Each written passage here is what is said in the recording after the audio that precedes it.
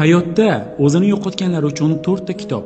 Birinchi kitob sizga haqiqiy o'zini anglash, tashqi kutilmalardan ozodlik va ichki xotirjamlikka erishish yo'lini ko'rsatadi. Ikkinchi kitob baxtni u mavjud bo'lmagan tuyuladigan joylarda ham izlashni o'rgatadi. Ushbu kitob tufayli siz dunyoga yangi nigoh bilan qarashni o'rganasiz.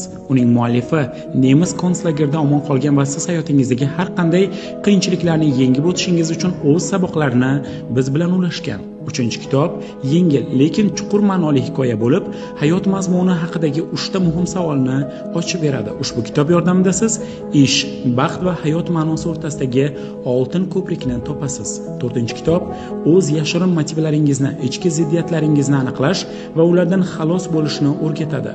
Kitob ko'p yillik tajribaga ega psixoterapevt tomonidan yozilgan bo'lib, u o'z amaliyotidagi voqealarni hikoya shaklida taqdim etadi. Agar ushbu kitoblarni olishni istasangiz, kommentariyada izlash so'zini qoldiring va biz bu kitoblarni sizga bepul yuboramiz.